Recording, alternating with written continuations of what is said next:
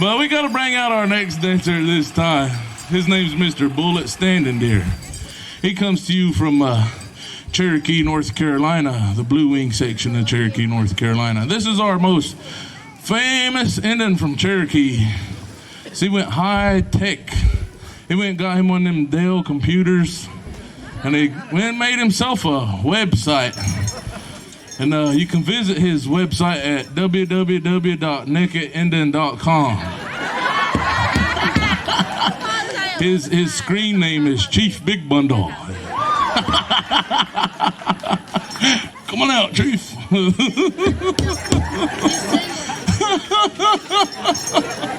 I'm just playing, brother.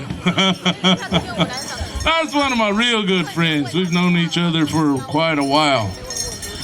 And this young man right here, he's been dancing for about a little over 35 years, and he's only 22.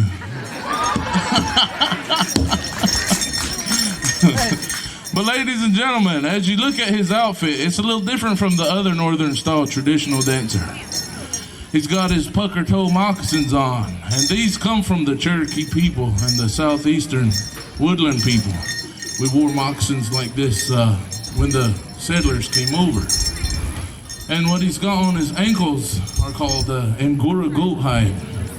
Now, I've heard two stories about why we wear these things on our ankles like that. One is to pay homage to the horse, because that horse has carried the native people around ever since the Europeans brought them over. And the other story that I was told was that they wear them around their ankles to ask the mountain goats for their sure-footedness, so they can always step with good balance and stuff like that. And he wears his anklets there, the bells on top of his anklets there. Those are to keep in time with the drum. Because when the drum stops, the drum beat stops, the dancer's supposed to stop. And see, that's how they compete against each other, is they dance and they show out their best moves. But if you stop before the drum stops, or you stop after the drum stops, everybody knows, because the bells, you can hear the bells. And also, ladies and gentlemen, he has a breechcloth, and on the side of his breechcloth is his pipe bag. That's what he would carry, his stuff he would need, like his flint and his maybe his fire starting equipment. I mean, he'd carry his tools in there. And he also has nowadays it's his wallet. It's his modern pocketbook. And on top of that, ladies and gentlemen, he has his breastplate. Now that breastplate right there, it's made out of bone. Now this was the first ever version of a bulletproof vest here in this continent. And see, some warriors even wore chokers made out of the same material. And these things were used in battle, the breastplate and the choker, is when the enemy shot an arrow or tried to hit you with their club. And if that hit that bone on that breastplate, that bone took most of the shock and you wouldn't get cut. And maybe the arrow would deflect away.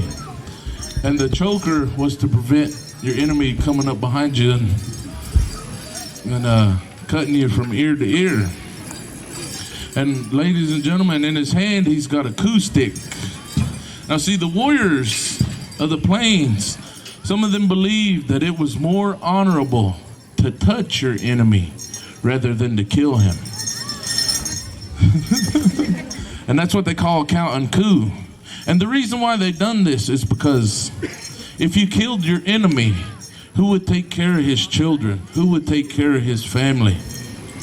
And so they considered that more honorable to say, I could have killed you, but I didn't. I let you go home and be with your family. And that's a big sign of bravery. And he also has a shield on his other arm, and that's to deflect the war clubs or the arrows from the enemies as well. And on the back there, he's wearing what's called a horse bustle.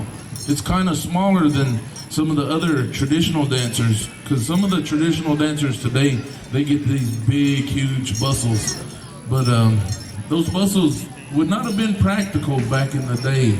They would have gotten in the way. You couldn't ride your horse. You couldn't go through the woods wearing those big muscles. So this one right here, the smaller one, is more of an accurate demonstration of what would have been worn a long time ago. And on his head, has on what's known as a dancer's roach or a pasha. And the warriors wore these headdresses a long time ago. And inside his pasha or his roach, he has his honor feathers. And that he earned those feathers by doing a great deed for his people. And that's why he carries so many feathers, is because he's a real good guy.